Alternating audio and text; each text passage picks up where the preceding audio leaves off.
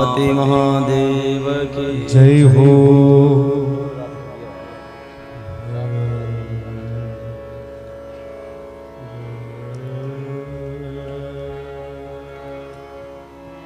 भक्त भक्ति भगवंत गुरु चतुर नाम वपुए,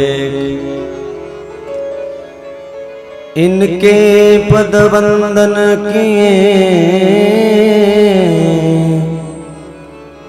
नासत विघ्न ने।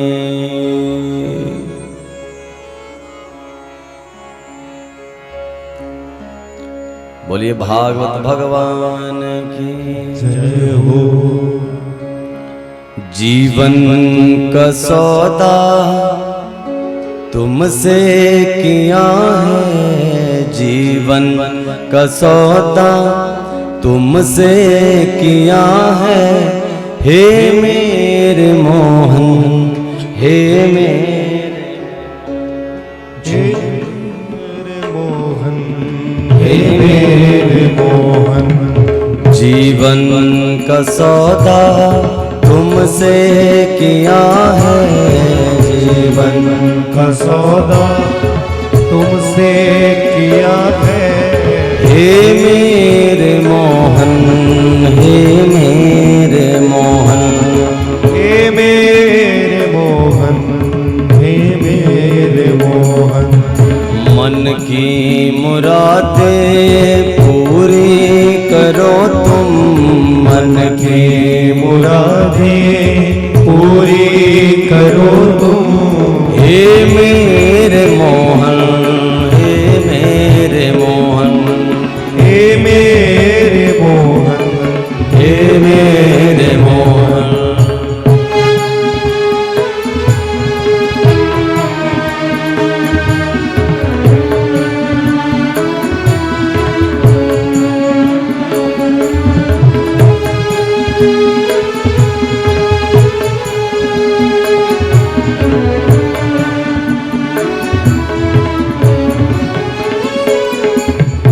जीवन ये मेरा है तेरा कृष्ण जी, जीवन है मेरा तेरा कृष्ण जी, जीवन ये मेरा है तेरा कृष्ण जी, जीवन ये मेरा है तेरा कृष्ण जी। है तेरी मर्जी जैसे भी राखो, है तेरी मर्जी जैसे भी राखो, मेरी नैया भव में है डूब जाती, मेरी नैया डूब में है डूब जाती, इसको संभालो हे मेरे मोहन, इसको संभालो हे मेरे मोहन।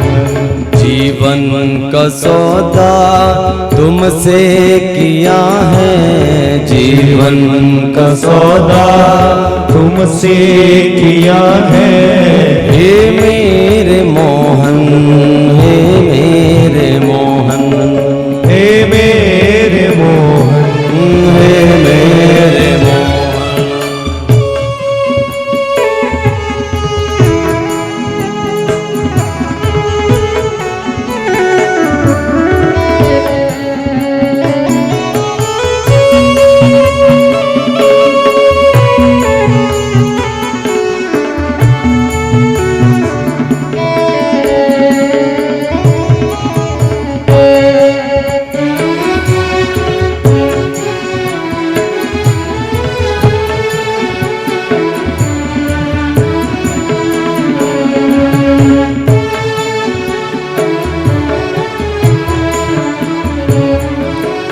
मीरा भी तूने थी अपनी बनाई, मीरा भी तूने थी अपनी बनाई, मीरा भी तूने थी अपनी बनाई, मीरा भी तूने अपनी बनाई, किया पार पार भव से था वो नंदनाई। किया पार भव से वो नंदनाई। मुझे भी संभालो हे मेरे गिरधर, मुझे भी संभालो हे मेरे गिरधर। हे मेरे मोहन, हे मेरे मोहन, हे मेरे मोहन, हे मेरे मोहन। जीवन का सौदा तुमसे किया है। जीवन का सौदा तुमसे किया है। हे मेरे मोहन, हे मेरे मोहन, हे मेरे मोहन, हे मेरे मोहन।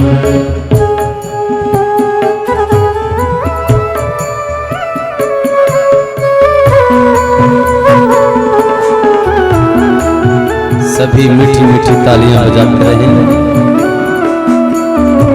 बड़े भाव से।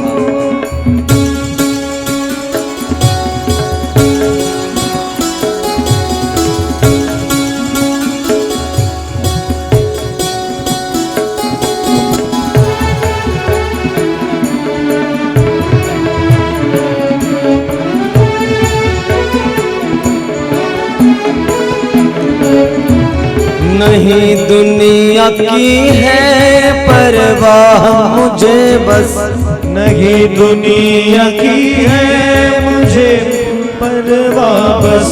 नहीं दुनिया की है परवाह मुझे बस। नहीं दुनिया की है परवाह मुझे बस। मुझे तेरा एक आसरा काफी प्यारे, मुझे तेरा एक रास भी जाना प्यारे। नहीं अब डरूंगी किसी से कभी भी, नहीं अब डरूंगी किसी से कहूंगी। हे दीन रक्षक हे मेरे मोहन, हे दीन रक्षक हे मेरे मोहन। जीवन का सौदा तुमसे किया है। जीवन का सौदा तुमसे किया है। हे मेरे मोहन, हे मेरे मोहन, हे मेरे मोहन, हे मेरे मोहन।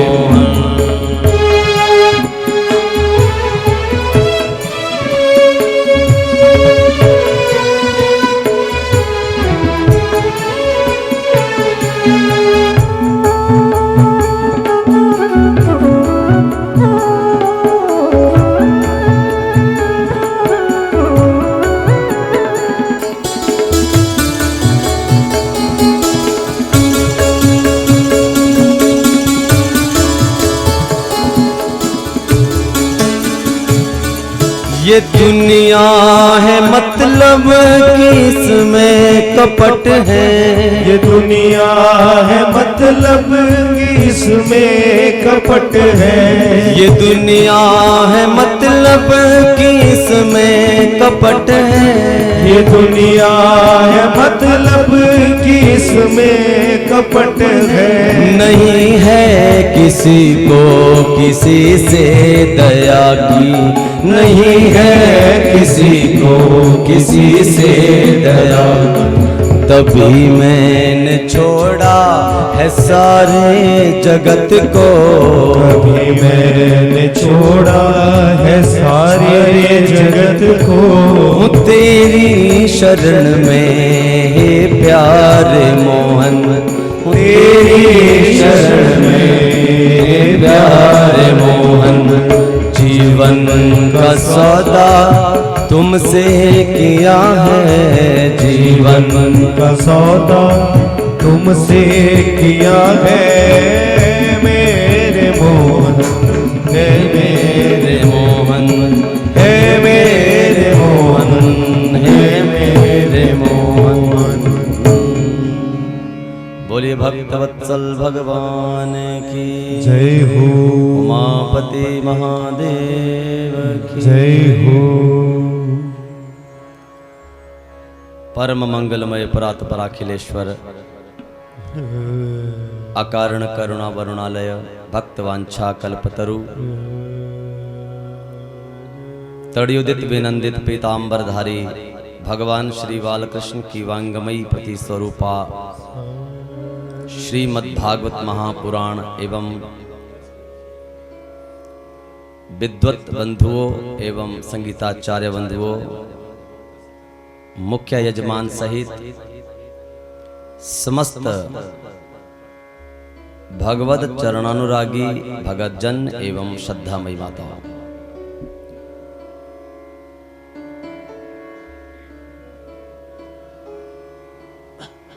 देखिए परम पिता परमात्मा की कृपा हमारे यजमानों का जो संकल्प था आज वो पूर्ण हुआ और बहुत समय से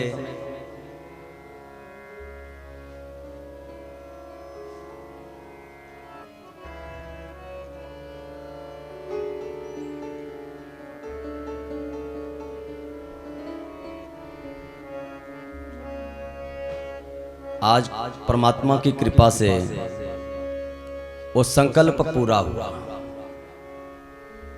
मैं बहुत बहुत बधाई और शुभकामनाएं इस परिवार को देता हूं और इस घर में सदैव शुभ कार्य होते रहें ये कामना भगवान से करता हूं।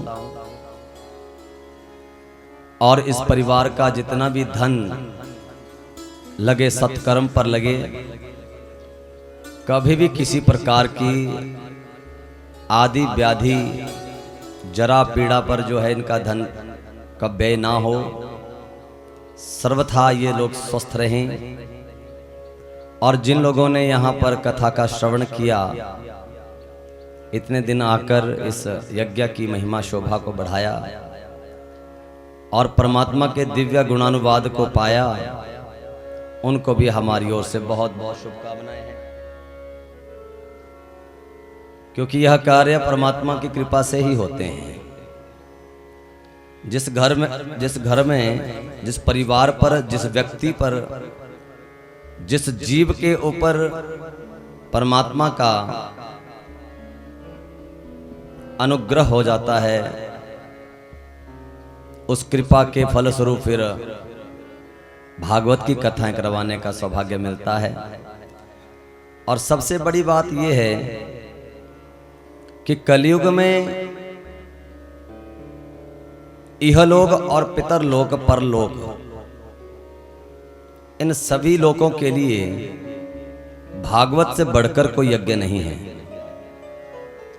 और सौभाग्यशाली हैं वो प्राणी जो इस संसार में आकर जो है सब साधन जुटाने के बाद भी भागवत की कथाओं का नित्य आयोजन करते रहते हैं। ये देवताओं से भी बढ़कर कार्य होता है। तो भगवान के इस दिव्य यज्ञ की मात्र पूर्ण आहुति बची है। हवन का कार्य, सैयादान, गौदान इत्यादि हमारे यजमानों ने खूब बढ़ चढ़कर जो है इन्होंने इस यज्ञ में अपना सहयोग किया है। चाहे वो सेवा को लेकर हो, चाहे सब ब्राह्मणों की सेवा, उनको मेवा, और चाहे दान दक्षिणा से लेकर कुछ भी हो। और भविष्य में भी हम यही कामना करते हैं कि इनका प्रेम भगवान के साथ सदा बना रहे, ये जुड़े रहें, ये परिवार और आप सब लोग भी। कल की कथा में आपने श्रवण किया कि भगवान भीष्म सुताम रुक्मणी रुचिरान नाम राक्षसेन विधानेन उपयेम इति श्रुतम्। भगवान भीष्म सुता नाम रुक्मणीं रुचिरान नाम राक्षसेन विधानेन उपयेम इति श्रुतम्। भीष्मक की पुत्री है कौन? रुक्मणी। और भगवान से द्वारिकाधीश से प्रेम करती थी, तो भगवान ने राक्षस वृद्धि से, जिसे कहते हैं भगाकर, रुक्मणी को भगाकर जो है भगवान ने रुक्मणी के साथ विवाह किया, पाणी ग्रहण संस्कार किया। क्योंकि जो रुक्मणी का भाई था रुक्मी, वो अपनी बहन का विवाह शिशुपाल से करना चाहता था और द्वारिकाधीश से द्वेष करता था और नित्य गालियां देता रहता था। तो रुक्मणी भगवान से प्रेम करती थी और इसलिए जो भगवान से प्रेम करता है भगवान उनके हो जाते हैं। तो रुक्मणी मंगल के साथ आपने कल की कथा का ये प्रसंग सुना, तो यहाँ राजा परीक्षित से सुखदेव जी कहते हैं कि राजन, भगवान के और भी विवाह हुए हैं, अब उन विवाहों के बारे में थोड़ा श्रवण कर लो। एक सत्राजित नामक राजा हुए और वो राजा थे तो बड़े तपस्वी। सूर्य नारायण भगवान से उनको एक मणि मिली। उस मणि का क्या विशेषता थी कि उसमें 8 भार सोना प्रतिदिन वो मणि देती थी। 8 भार सोना माने 20 ग्राम का होता है एक भार, ठीक है जी। तो 200 ग्राम सोना हर रोज उस मणि से निकलता था। द्वारिका वासियों ने कहा, राजन, इस मणि को द्वारिकाधीश भगवान के पास दे देना चाहिए, क्योंकि इस मणि का जो प्रयोग होगा, इससे जो स्वर्ण निकलेगा, उससे पूरे पूर्ववासियों का कल्याण हो सकता है। लेकिन सत्राजित ने उस मणि को देने से मना कर दिया और उसी मणि को एक दिन गले में धारण करके सत्राजित राजा का भाई प्रसेन शिकार करने चला गया और एक सिंह ने प्रसेन को मार गिराया। प्रसेन मारा गया। मणि गले में थी तो सिंह ने चमकती मणि को मुख में भर लिया और वहां से चल दिया। उसी जंगल में ऋक्षराज जामवंत रहते थे। देखा सिंह के मुख में चमकती उस वस्तु को देखकर सिंह पर आक्रमण कर दिया और जामवंत ने सिंह को मार गिराया। उस मणि को ले लिया, चले गए अपने गुफा में। इतने में धीरे धीरे करने जपन जनाहा प्रसेन नहीं लौटा तो सत्राजित ने सोचा कि द्वारिकाधीश श्री कृष्ण मांगते थे मणि को और मणि लेकर प्रसेन जी गए तो प्रसेन को कृष्ण ने ही मरवा दिया। कलंक लग गया। और जब कलंक लगा तो भगवान ने अपना कलंक मिटाने के लिए कुछ द्वारिका वासी अपने साथी लेकर प्रसेन की खोज आरंभ कर दी। और जंगल में जिस ओर को प्रसेन गया था खोज की तो आगे प्रसेन का सब मिला। वहां पर सिंह के पंजों के निशान थे कि सिंह ने आक्रमण किया। मणि नहीं थी तो सिंह के पंजों के निशानों का पीछा करने लगे। आगे सिंह भी मरा हुआ पाया गया तो फिर वहां भालू के पांव के निशान थे। तो जो रीछ भी भालू को ही कहते हैं।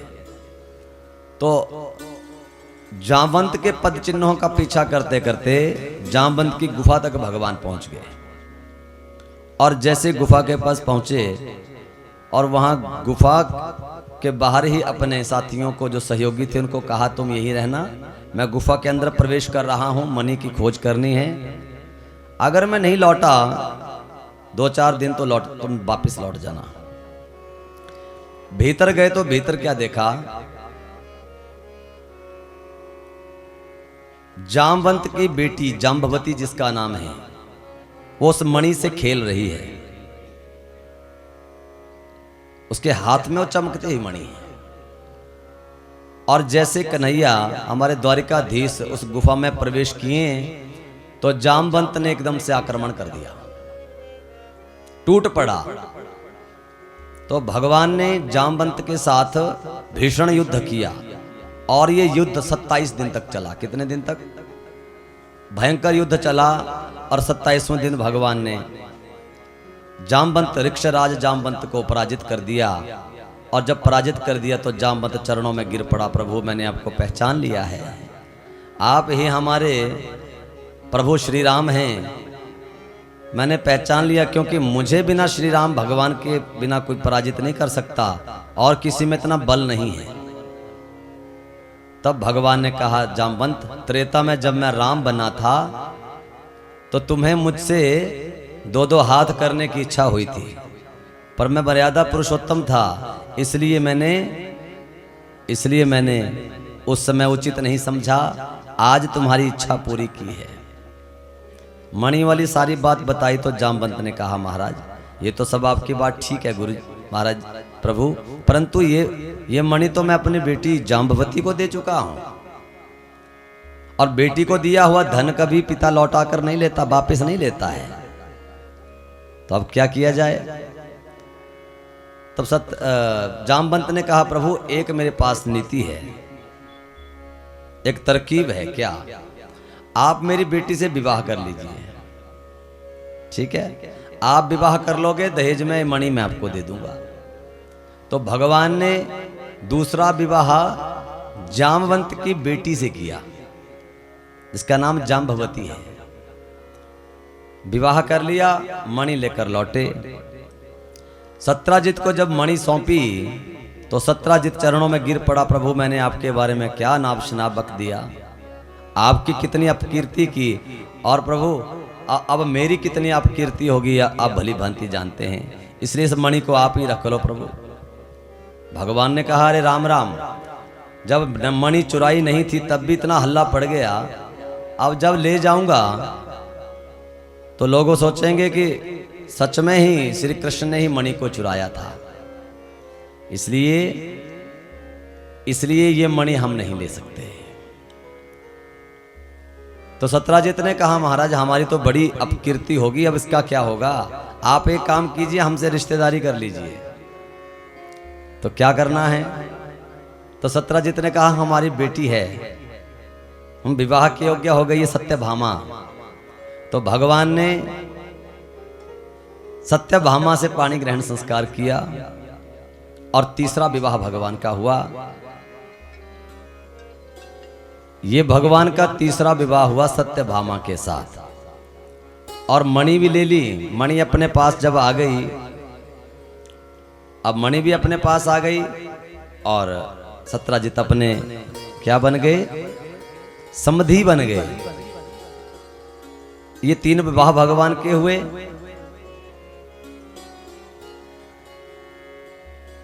और एक दिन क्या हुआ? बोलिए गोविंद भगवान की। एक दिन क्या हुआ?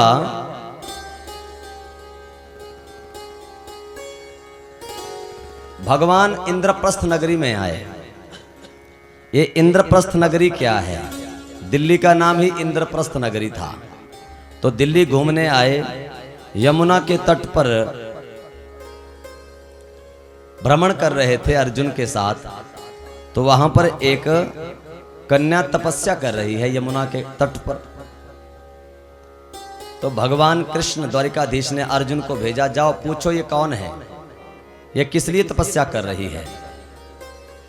और अर्जुन ने जाकर पूछा,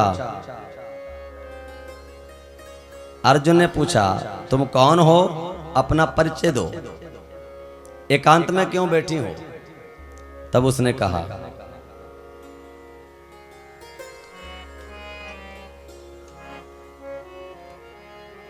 अहम देवस्य सवितर दुहिता पतिमिच्छति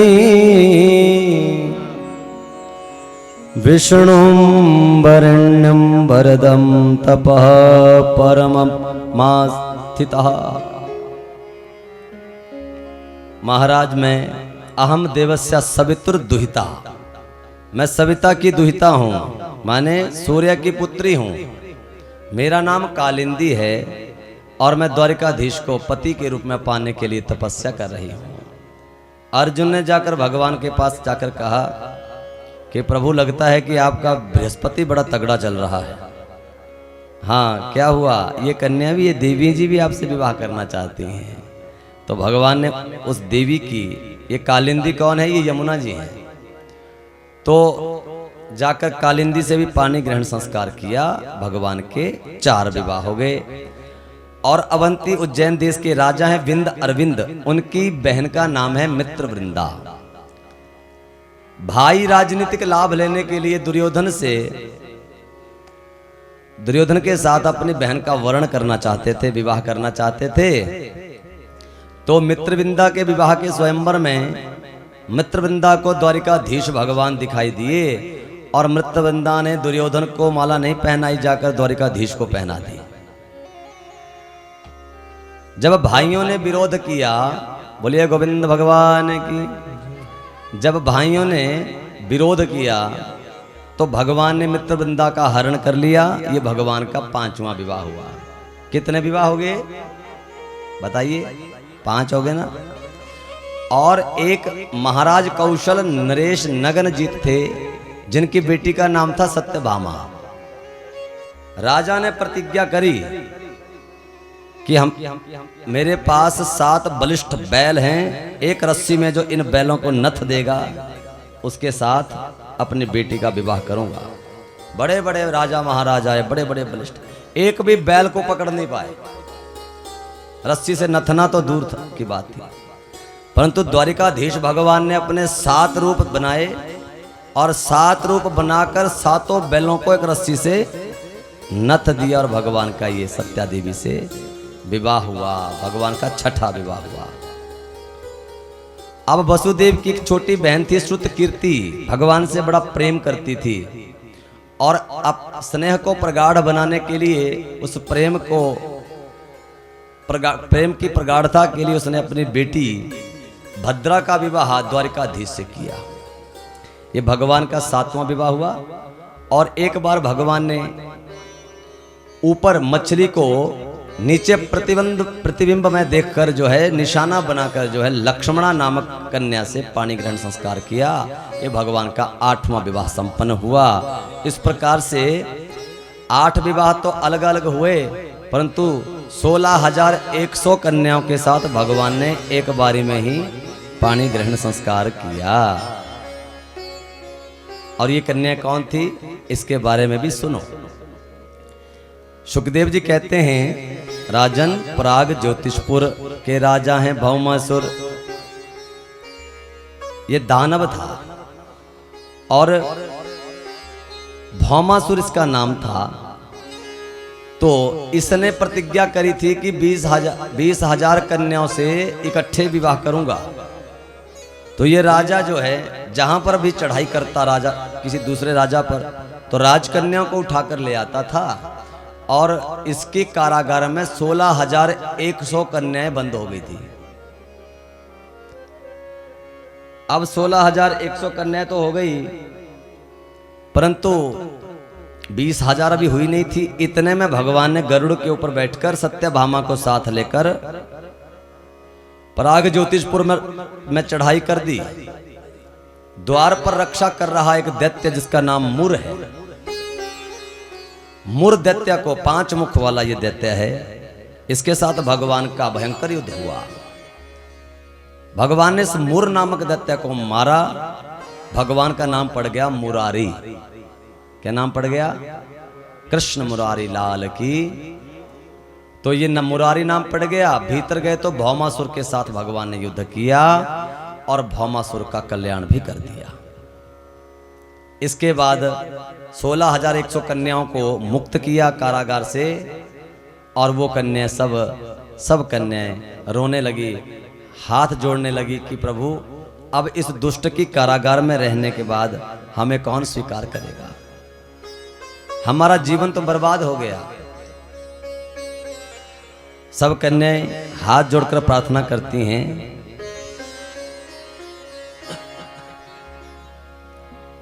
जीवन है तेरे हवाले मोरलियां वाले, जीवन है तेरे हवाले मोरलियां वाले, है तेरे हवाले मोरलियां वाले, जीवन है तेरे हवाले मोरलियां वाले, जीवन है तेरे हवाले मोरलियां वाले, बांके मुरलियां वाले प्यारी मुरलियां वाले, बांके मुरलियां वाले प्यारे मुरलियां वाले, बांके मुरलियां वाले प्यारी मुरलियां वाले, बांके मुरलियां वाले प्यारे मुरलियां वाले, जीवन है तेरे हवाले मुरलियां वाले, जीवन है तेरे हवाले मुरलियां वाले।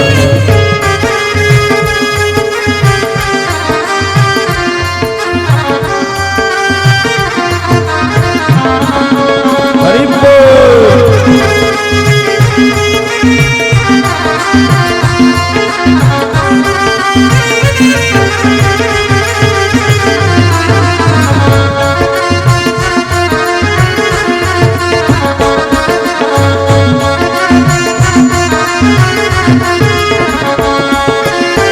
हम कठपुतली तेरे नाम की, कठपुतली तेरे नाम की, हम कठपुतली तेरे नाम की, हम कठपुतली तेरे नाम की, हम कठपुतली तेरे नाम की, हम कठपुतली तेरे नाम की, चाहे तो जैसे न चाले मुरलियां वाले, चाहे तो जैसे न चाले मुरलियां वाले, जीवन है तेरे हवाले मुरलियां वाले, जीवन है तेरे हवाले मुरलियां वाले।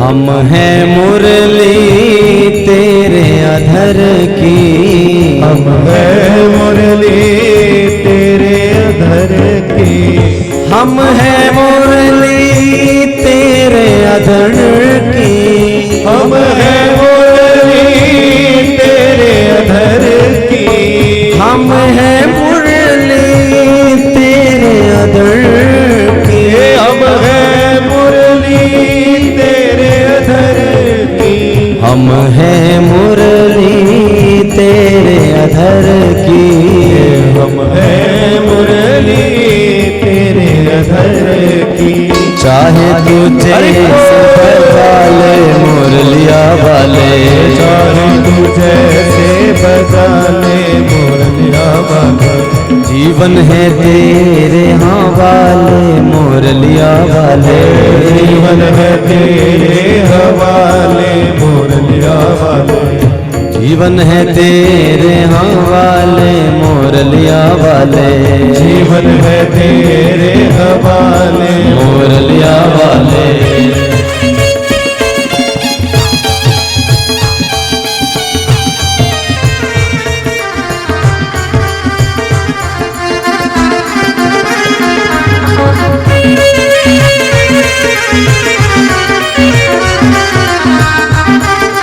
बोलिए द्वारिकाधीश भगवान जय हो।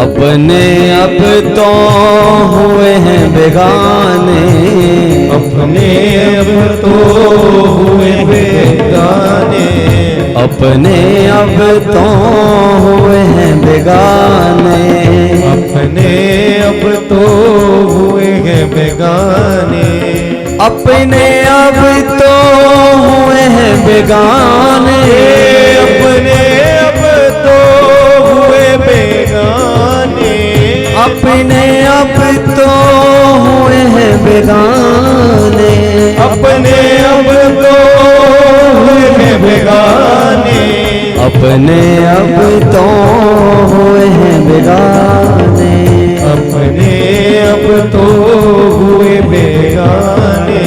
तू ही तो अब अपना ले मुरलिया वाले, तू ही तो अब अपना ले मुरलिया वाले, जीवन है तेरे हवाले मुरलिया वाले, जीवन है तेरे हवाले मुरलिया वाले, जीवन है तेरे हवाले मुरलिया वाले, जीवन है तेरे हवाले मुरलिया वाले, जीवन है तेरे हवाले मुरलिया वाले, जीवन है तेरे हवाले मुरलिया, प्यारे मुरलिया वाले, मुरलिया वाले, प्यारे मुरलिया वाले, मुरलिया वाले, बांके मुरलिया वाले, मुरलिया वाले, प्यारे मुरलिया वाले, बांके मुरलिया वाले, मुरलिया वाले, प्यारे मुरलिया वाले, मुरलिया वाले।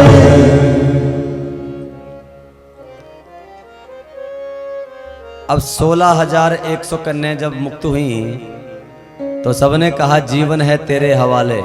तो भगवान ने कहा जिसका कोई नहीं उसके हम हैं, जिसका कोई नहीं उसके हम। इसलिए क्या किया,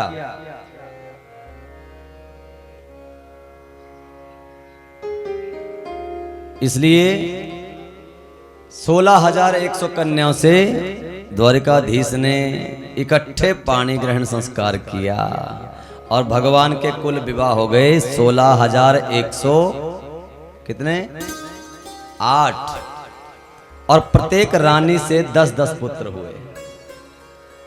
अब लगा लो हिसाब।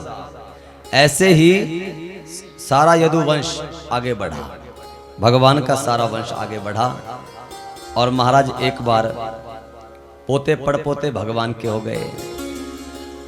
एक दिन अपने परिकर के साथ अपने बच्चों के साथ बगीचे में घूमने गए तो वहां पर एक कुआं में बालकों ने गिरगिट देखा। वो गिरगिट जो है बहुत बड़ा गिरगिट था। तो भगवान ने उस गिरगिट का स्पर्श किया तो सामने वो एक राजकुमार बनकर प्रकट हुआ। भगवान ने पूछा तुम कौन हो? उसने कहा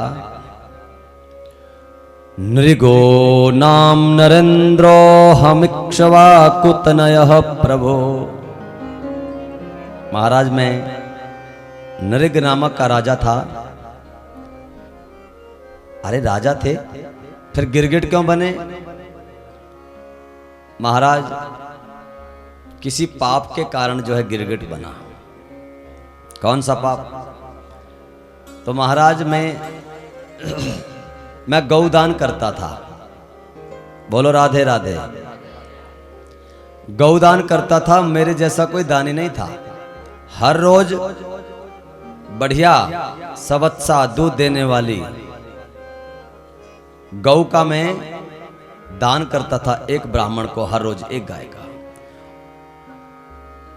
तो भगवान ने कहा तूने ऐसा किया होगा, कोई मारने वाली गाय दी होगी, बच्चों को मारने वाली गाय। नहीं नहीं महाराज, मारने वाली गौ का दान हम नहीं करते थे, बिल्कुल बढ़िया देसी गाय का हम दान किया करते थे और सिर और पांव स्वर्ण से मढ़कर देते थे। अच्छा तो फिर क्या हुआ?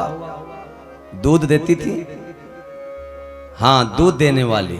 तो कैसी गौ का दान करते थे? पयस्विनी तरुणी शील रूप गुणोपपन्ना कपिला हेम श्रृंगी। पयस्विनी दूध देने वाली, और शील रूपा गुणोपन्ना, गुणी शील गौ का मैं दान करता था, कपिला जैसी गाय, और हेम श्रृंगी सुंदर सिंगों वाली, न्याय अर्जिता रूप खुराहा, और ऐसी ऐसे नहीं देता था, उसके खुरों को, गाय के खुरों को स्वर्ण से मढ़कर देता था। सबत्सा बछड़े के सहित मैं दान देता था। फिर गिरगिट क्यों बना भाई? महाराज हुआ ऐसा कि एक दिन हमने ब्राह्मण को गाय दान कर दी, ऐसी गाय दान कर दी जो गाय किसी के गाय पालने वाले ग्वाले से भाग कर आई थी और हमारे गांवों में मिल गई थी। हमारी गाय तो थी नहीं। अब हमें क्या पता, गांवों के हमारे बाड़े में वो गाय किसी और की आ गई। हमने उसका दान ब्राह्मणों को कर दिया। जैसे ही ब्राह्मण निकला गाय लेकर, तो दूसरा ब्राह्मण अपनी गाय को ढूंढता हुआ आ गया। उसने अपने गाय को ढूंढते हुए देखा, अरे सामने ब्राह्मण ने मेरी गाय पकड़ी है, अरे भाई हमारी गाय दो। दूसरे ब्राह्मण ने कहा, अरे तेरी गाय कैसे हुई? यह गाय तो अभी अभी राजा ने मुझे दी है, अभी अभी दी है। राजा ने दूसरे ब्राह्मण ने कहा, तुझे किसने दे दी भैया? ये गाय तो मेरी है। और राजा के पास दोनों चले गए। अब एक कहे ये गाय मेरी है, राजा ने मुझे दान दिया है, दूसरा कहे कि ये मेरी गाय है। तो इतने में राजा ने कहा, हे ब्राह्मण देवता, तुम्हारी गाय भागकर अगर आ गई होगी और हमारे बाड़े में पहुंच गई, हमें पता ही नहीं चला, तुम कोई और बढ़िया गाय ले लो। नहीं, मैं अपनी ही गाय लूंगा। मैं अपनी ही गाय से, मैं दान नहीं लेता, वो ब्राह्मण दान लेता नहीं था।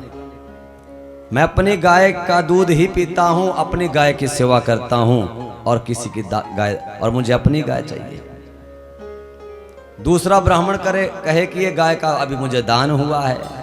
एक कहे मेरी है, दूसरा कहे मेरी है, पहला कहे मेरी है, और दोनों झगड़ गए। दोनों ब्राह्मण झगड़कर गाय छोड़कर दोनों ही चले गए क्रोध में। अब राजा ने कहा, वो गाय, एक तो किसी और की गाय का मैंने दान कर दिया, ऊपर से जिसको दान किया वो भी छोड़ के चला गया, तो विप्र धन हरण का दोष लग गया, ब्राह्मण के धन का दोष लग गया महाराज। और ब्राह्मण का धन कैसा है? शास्त्रों में लिखा है, ना हम हलाहलम मन्ने विषम यस्य प्रतिक्रिया, और ब्रह्मस्त्वम ही विषम प्रोक्तम नास्या प्रीति विधिर भुवि। ये जो देखो, ना अहम हलाहलम, हलाहल कहते हैं विष को, और विषम यस्य प्रतिक्रिया, विष से मरने वाले की भी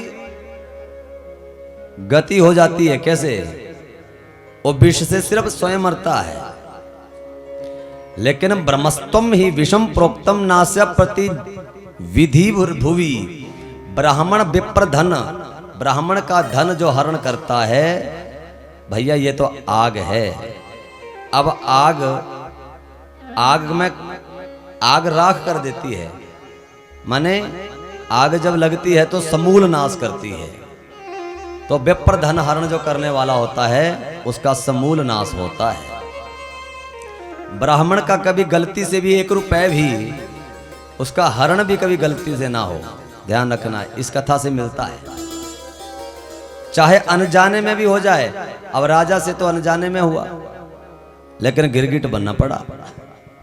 तो ना हम हलाहलम मन्ने विषम यस्य प्रतिक्रिया, जो विश्वी प्रतिक्रिया नहीं करता है, विप्र धन हरण का दोष जो है उसके कुल का समूल नाश कर देता है।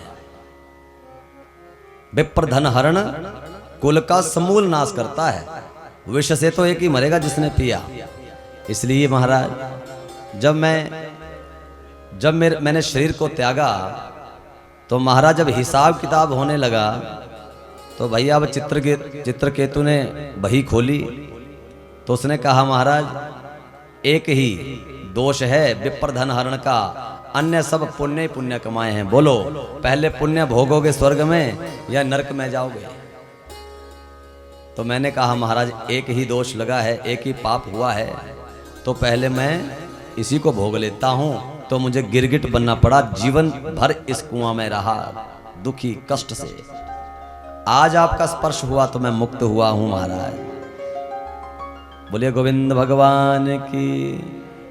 कुलम समूलम दहती ब्रह्म स्वार्णी पावकः। जैसे अग्नि जो है जला देती है, वैसे ही विप्रधन हरण भी जो है सर्वथा समूल नाश करता है। ये ध्यान रखना चाहिए। बोलिए गोविंद भगवान की। इसके बाद एक पौंड्रक की कथा आती है। तो एक पौंड्र नाम का राजा था। स्वयं को सिद्ध करने के लिए उसने अपने मित्र काशीराज से सहायता मांगी। तो काशीराज ने उसे भड़का दिया, मैं तुझे ऐसी सलाह दूंगा तो दुनिया का पुजारी बन जाएगा, प्रचार प्रसार मैं करूंगा। दोनों ने गठबंधन कर लिया और दोनों के गठबंधन में क्या हुआ? पौंड्रक जो है, राजा पौंड्रक था, उसने अपने आप को भगवान सिद्ध करने के लिए प्रयास आरंभ कर दिया। उसने बढ़िया अपने लिए कवच बनवा लिए, पीतांबर पहन लिया और महाराज एक गरुड़ भी बनवाया उड़ने वाला, और एक सुदर्शन चक्र भी बनवाया नकली वाला, स्वयं को भगवान सिद्ध करने के लिए। ऐसे भगवान आज के समय में उमापति महादेव की। तो उस पौंड्रक को भगवान ने समाप्त किया। हमारे जीवन में बहुत सारे ऐसे पौंड्रक भगवान घूम रहे हैं जो अपने आप को सिद्ध करने के लिए बड़े बड़े, अब क्या कहें, अपना रंग रूप स्वरूप ऐसा बनाते हैं ताकि लोगों को लगे कि बस साक्षात कन्हैया यही है और नहीं है।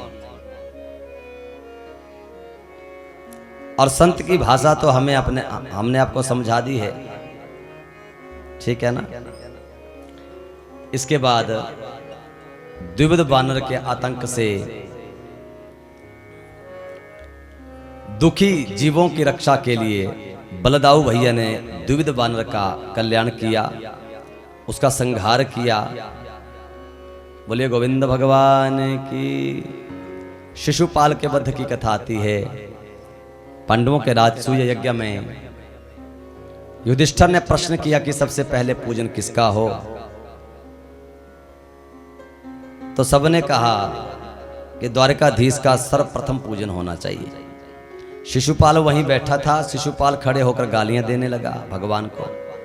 इसकी वजह से मैं जिस डोली को लेकर आया था दुल्हन के लिए, उसमें खुद बैठकर जाना पड़ा। इस भगौड़े की सर्वप्रथम पूजा नहीं होनी चाहिए। और महाराज उसी समय गालियां देने लगा। 100 गालियां भगवान ने सुनी। शिशुपाल ने जब पूरी 100 गालियां दे दी तो सबने देखा भगवान ने सुदर्शन चक्र छोड़ा, धड़ से गर्दन अलग हो गई और जो जीवात्मा थी, गाली देने वाले की जीवात्मा भी भगवान में विलीन हो गई और मोक्ष की प्राप्ति हो गई। इसलिए भगवान कहते हैं जैसे भी हो भगवान का नाम जो लेता है वो तर जाता है, क्योंकि उसमें तारक शक्ति है। वो चाहे गालियां दे रहा था, जब से रुक्मिणी जी से विवाह किया तब से गालियां दे रहा था। अब राजा परीक्षित ने पूछा, महाराज आपने बार बार भगवान को दीन बंधु कहा, दीन बंधु, कृपा सिंधु, करुणा सिंधु, तो दीनता पूर्ण कोई चरित्र अभी तक आपने नहीं सुनाया। बार बार अपने नामों से पुकारा है। अब सुखदेव जी को सुदामा जी की याद आ गई और सुखदेव जी बोले, तुमने बहुत उत्तम प्रश्न किया है राजा परीक्षित। अब हम तुम्हें प्रभु के ऐसे दीन सखा की कथा सुनाते हैं, ध्यान से सुनो। कृष्णस्यासीत सखा कश्चित् ब्राह्मणो ब्रह्मवित्तमः विरक्त इंद्रियार्थेषु प्रशांतात्मा जितेंद्रियः। परम भागवत सुदामा जी का पावन चरित परिचय देते हुए सुखदेव जी कहते हैं, भगवान द्वारिकाधीश का बचपन का मित्र है सुदामा। और कैसा है? ब्राह्मणो ब्रह्मवित्तमः। कैसा है? ब्राह्मणो ब्रह्मवित्तमः विरक्त इंद्रियार्थेषु प्रशांत आत्मा और जितेंद्रिय।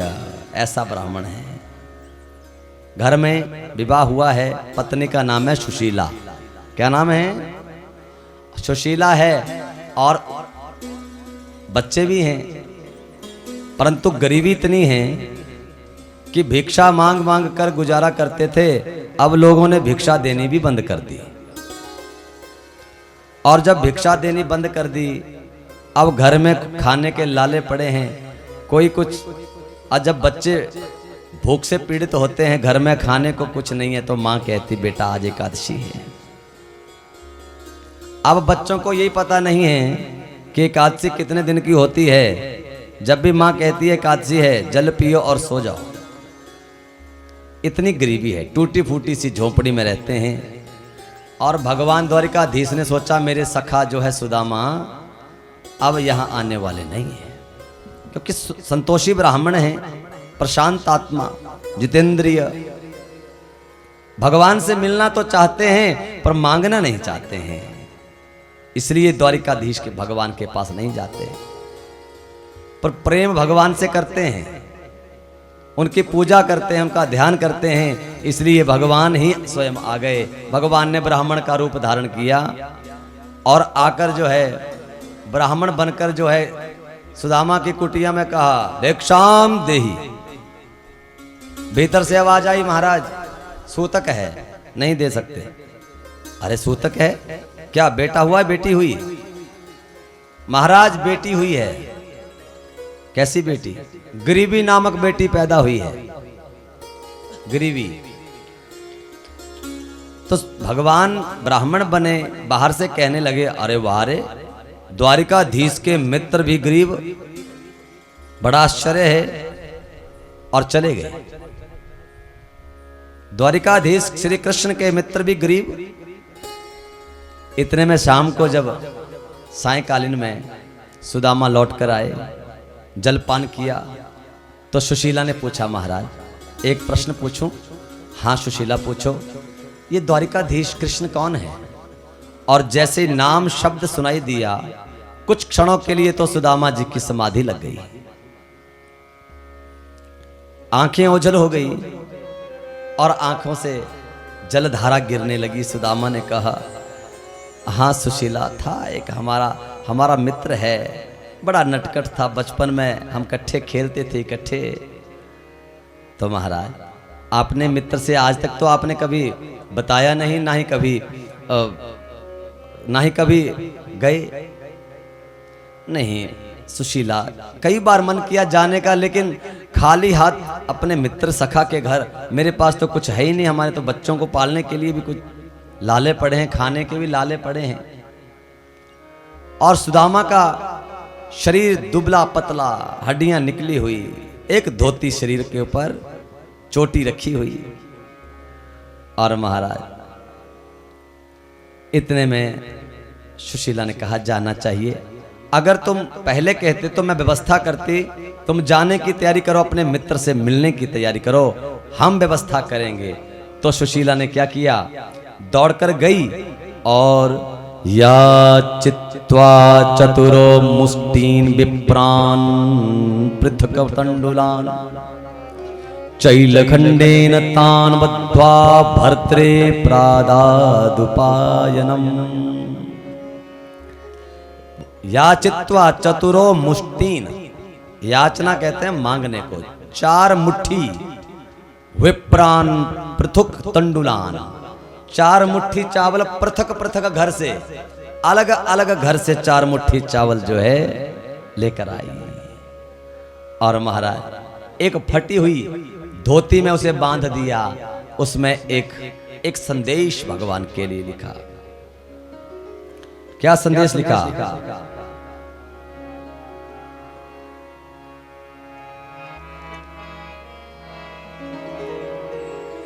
एक मास दो पाख में दो एकादशी हो,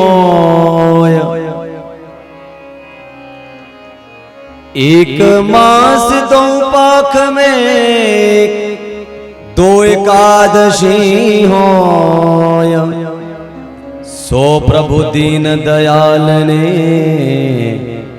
नित प्रतिदीनी मोर।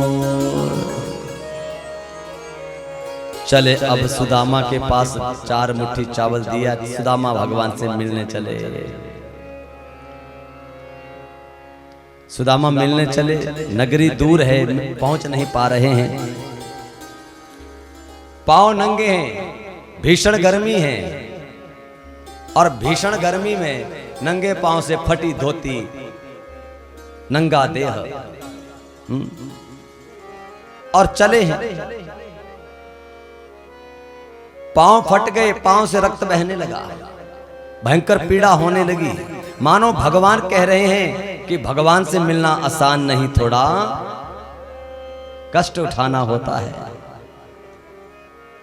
अब जब भगवान से मिलने की इच्छा हो गई, भगवान को भोग लगाने के लिए जा रहे हैं सुदामा जी, मिलने जा रहे हैं, तो पांव फटने लगे। वास्तव में हमारे जीवन में भी ऐसा ही होता है, हमें भगवान कष्ट देते हैं, और सामान्य कष्ट नहीं, कैसे मृत्यु तुल्य कष्ट होते हैं। फिर भगवान देखते हैं कि क्या इसका मिलन, इस जीव का मिलन क्या परमात्मा से होगा या नहीं होगा। इतने कष्ट में भी सर्वस्व त्याग कर जब ये जीव भगवान से मिलने को आतुर हो जाता है, तब जाकर भगवान से उसका साक्षात्कार हो पाता है। लेकिन भगवान का दरबार नहीं आ रहा, द्वारिका नहीं पहुंच रहे हैं, रास्ते में ही बेहोश होकर गिर गए। एक पेड़ की छाया देखी, वहां पर नींद पड़ गई, नींद पड़ी, और भगवान कहते तू एक कदम मेरी ओर तो आ, 1000 कदम मैं आऊंगा, लेकिन एक कदम तो बढ़ा। तो महाराज जब सुदामा को जाग आई, सुदामा जब उठे, तो सुदामा ने देखा कि सामने कोई बहुत बड़ी नगरी है। भगवान ने द्वारिका पहुंचा दिया। उठे और वहां पर पूर्ववासी कोई घूम रहे थे, कहा भैया भैया जरा राम राम बताना, जरा श्री कृष्ण चंद्र का महल कौन सा है। उसने हाथ जोड़कर कहा, हे ब्राह्मण देवता, ये जो सामने वाला महल दिख रहा है, ये श्री कृष्ण चंद्र द्वारिकाधीश भगवान का ही है। और सुदामा जाकर द्वार पर द्वारपालों के पास पहुंचे, और मिलने की उत्कंठा, अपना परिचय द्वारपालों को दिया, और एक द्वारपाल जाकर भगवान श्री कृष्ण से कहता है, क्या कहता है,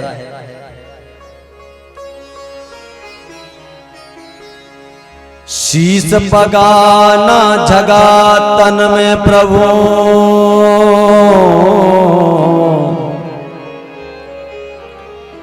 शीश पगाना जगा तन में प्रभु, जाने को आही बसे के ग्रामा। धोती फटी लटी दुपटी अरो पाया, उपानहु की नहीं सामा।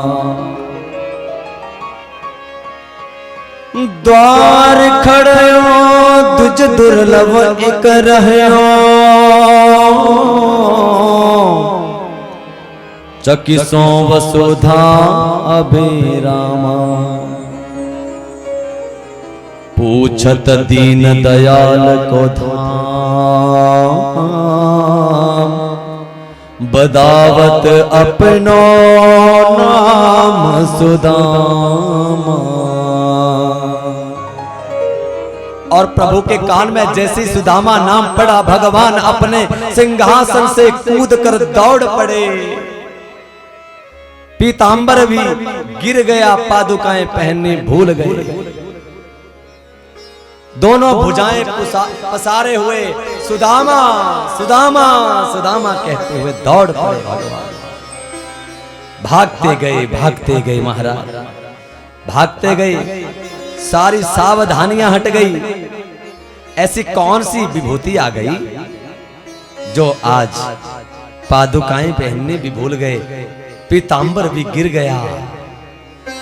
और महाराज जैसे देखा सामने सुदामा का दर्शन, आज भगवान ने अपने अनन्य भक्त का दर्शन किया तो आंखें ओझल हो गई। रो रो कर जाकर अपने हृदय से सुदामा को लगाया, हृदय से लगाया और कहा, सुदामा इतनी देर कर दी आने में, चल सखा भीतर चल। और पकड़कर ले गए, अपने सिंहासन पर सुदामा को बिठाया और अपने हाथ में सुदामा के पांव को देखा। आज अपने भक्त के फटे हुए उन पांव को देखा, आंखों से झरझर आंसू गिरने लगे, मानो आज भगवान सुदामा के चरण अपने आंसुओं से ही धो रहे हैं। रुक्मिणी जी को बड़ा चंभा हुआ, सुदामा के मन का भाव।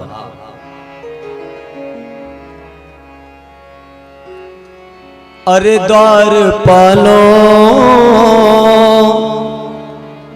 कन्हैया से कह दो कि दर पे सुदामा गरीब आ गया है, कि दर पे सुदामा गरीब आ गया है। न सर पे है पगड़ी न तन पे है जामा, न सर पे है पगड़ी न तन पे है जामा। तुम्हारे महल के करीब आ गया है, तुम्हारे महल के करीब आ गया है। सुनते ही दौड़े चले आए मोहन, सुनते ही दौड़े चले आए मोहन। लगाया गले से सुदामा को मोहन, ओ लगाया गले से सुदामा को मोहन।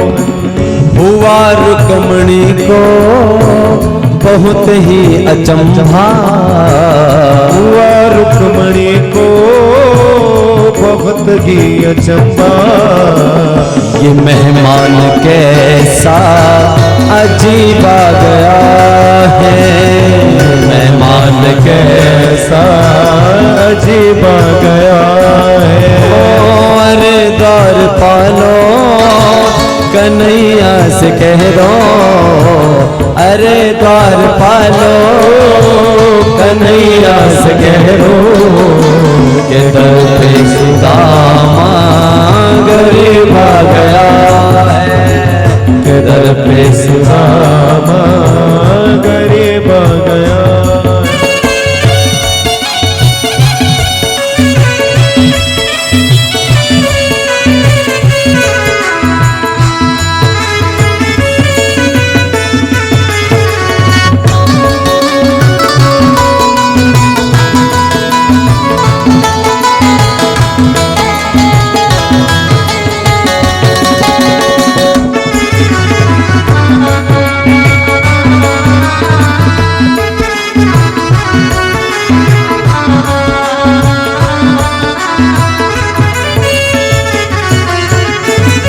बराबर में अपने सुदामा बैठाए, बराबर में अपने सुदामा बिठाए।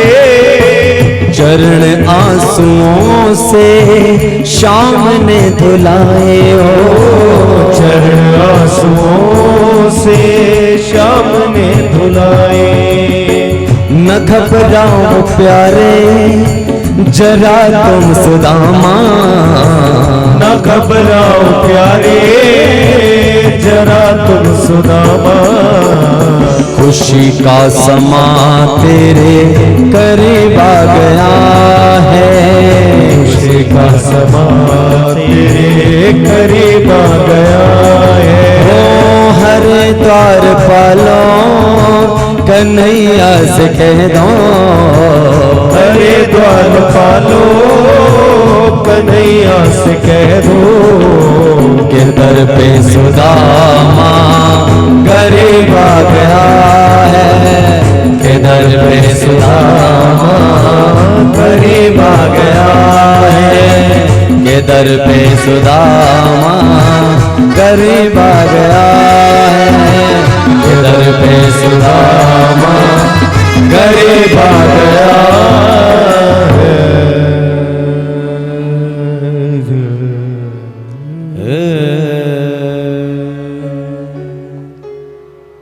और महाराज भगवान ने अपने सखा के आंसू पोंछे, अपने भी आंसू पोंछे और कहा, पहले ये बताओ भाभी ठीक है? हाँ हाँ वो ठीक है। बाल बच्चे सब ठीक हैं? हाँ ठीक हैं। और रुक्मिणी को इशारा किया प्रणाम करो, और सत्यभामा को भी कहा तुम भी प्रणाम करो, सब प्रणाम करो। सुदामा के पास लक्ष्मी जी प्रणाम कर रही हैं और सुदामा जी ने आशीर्वाद दिया अखंड सौभाग्यवती भव। सत्यभामा को आशीर्वाद दिया अखंड सौभाग्यवती भव।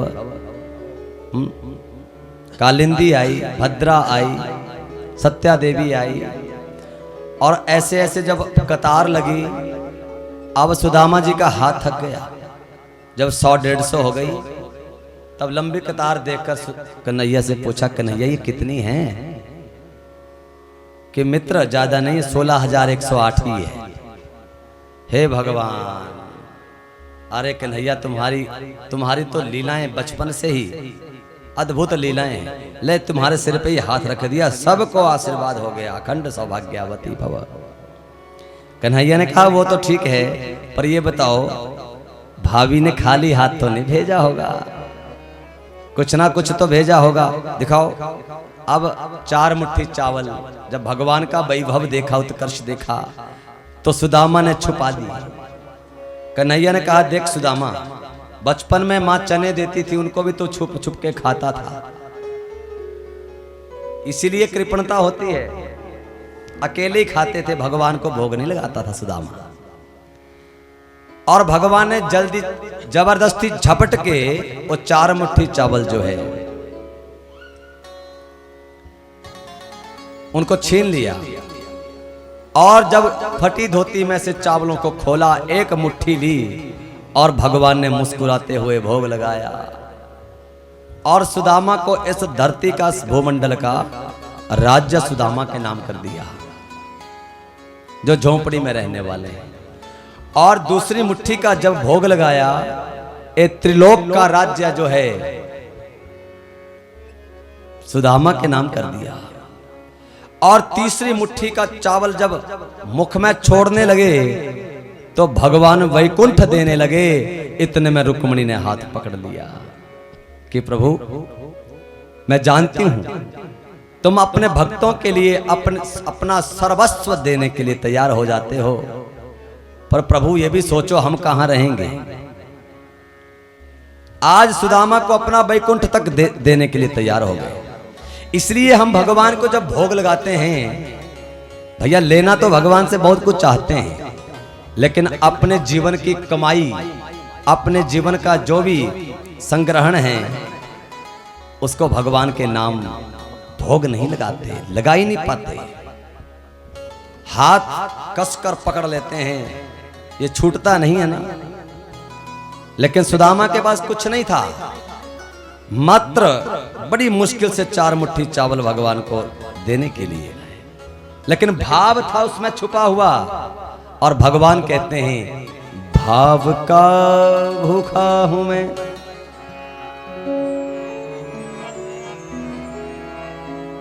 भाव का भूखा हूं मैं, भाव ही एक सार है, भाव से मुझको भजे उसका बेड़ा पार है। भाव बिन सुनी पुकारे मैं कभी सुनता नहीं, और भाव से एक पुष्प दे वो मुझे स्वीकार है। भाव का भूखा हूं मैं, भाव ही एक सार है।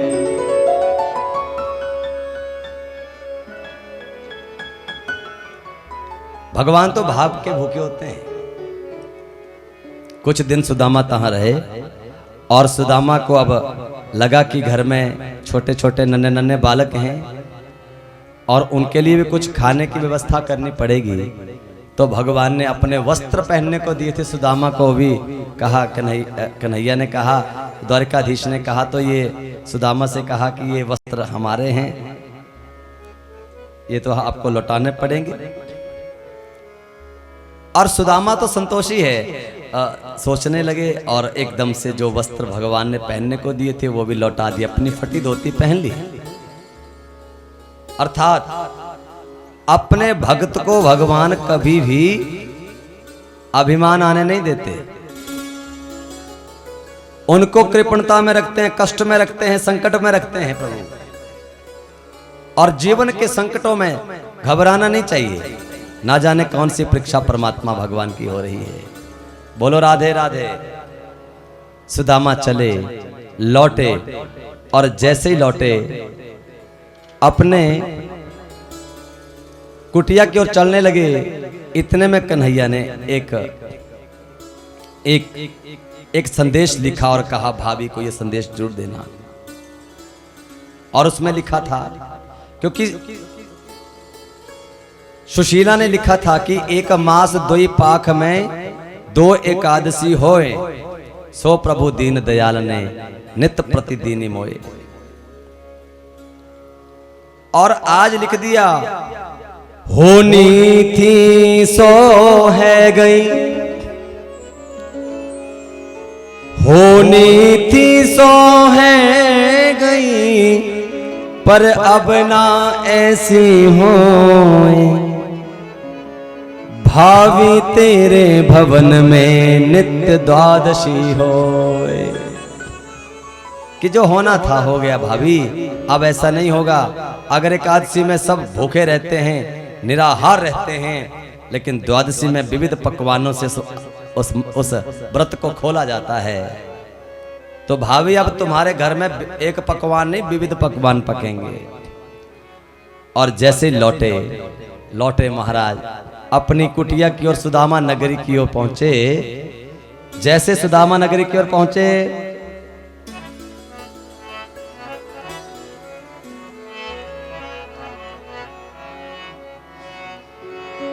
मंदिर देख डरे सुदामा, मंदिर देख डरे सुदामा, मंदिर देख डरे सुदामा, मंदिर देख डरे सुदामा, मंदिर देख डरे सुदामा, मंदिर देख डरे सुदामा।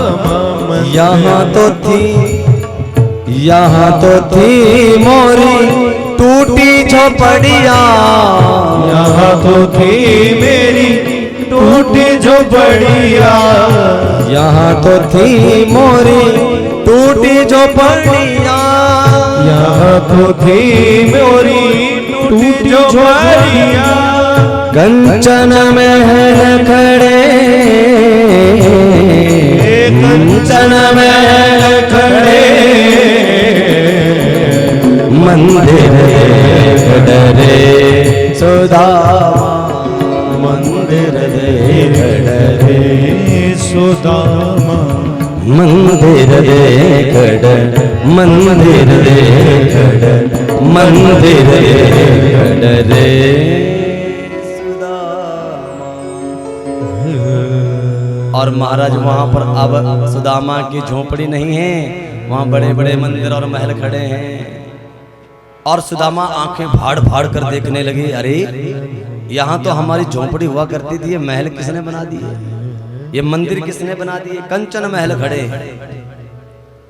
और महाराज अभी आंखें फाड़ फाड़ कर देख रहे थे, आश्चर्यचकित हो रहे थे। इतने में एक देवी जी आई, दास दासियों के साथ आई और उसने कहा, स्वामी जी आपका स्वागत है। उसने कहा, ये तो आवाज हमारी देवी सुशीला जी की है। अरे सुशीले, ये इतना बड़ा सुंदर लहंगा, ये नौलखा हार, ये दास दासियां, ये कंचन महल।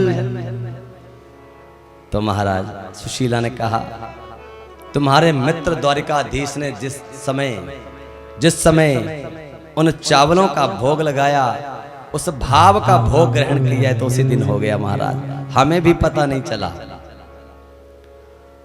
तो हम कब गरीब से अमीर हो जाते हैं, कब दुखी से सुखी हो जाते हैं, कब हमारा जीवन सरल और सरस हो जाता है, परमात्मा की कृपा से ये पता ही नहीं चलता।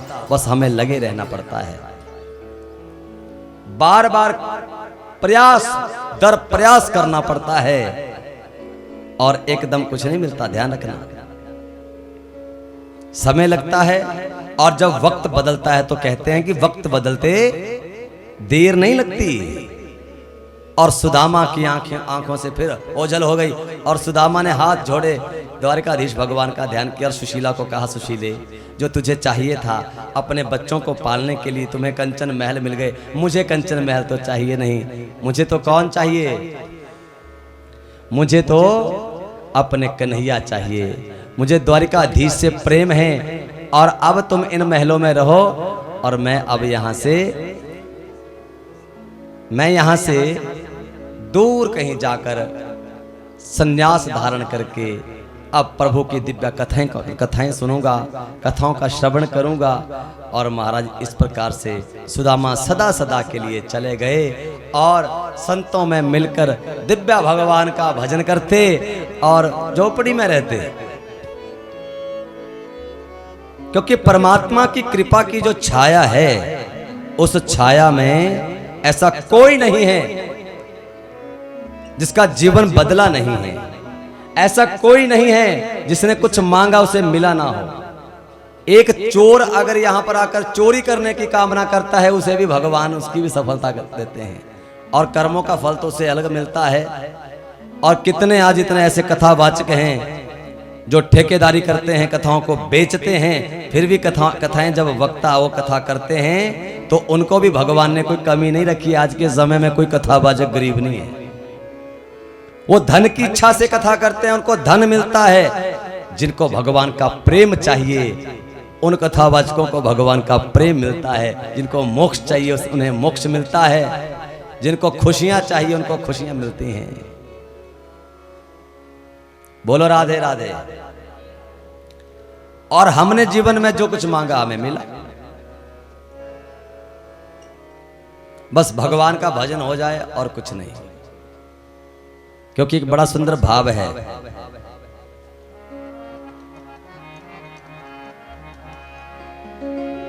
जो करते रहोगे भजन धीरे धीरे, भजन धीरे धीरे तो मिल जाएगा वो, तो मिल जाएगा वो, मिल जाएगा वो सजन धीरे धीरे।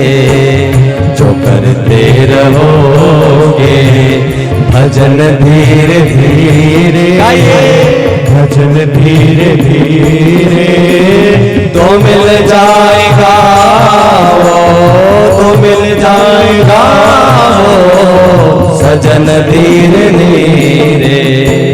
जो करते रहोगे, जो करते रहोगे।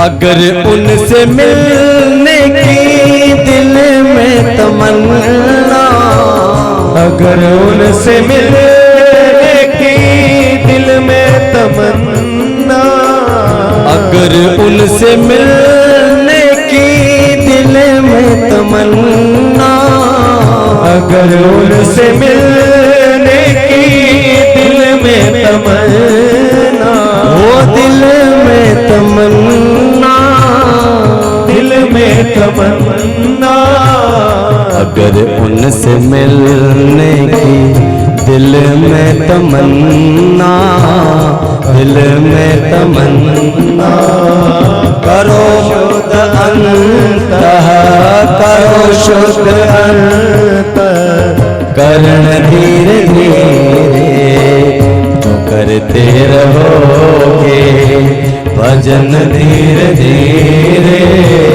भजन धीरे धीरे तो मिल जाएगा हो, तो मिल जाएगा हो, सजन धीरे धीरे जो करते रहोगे।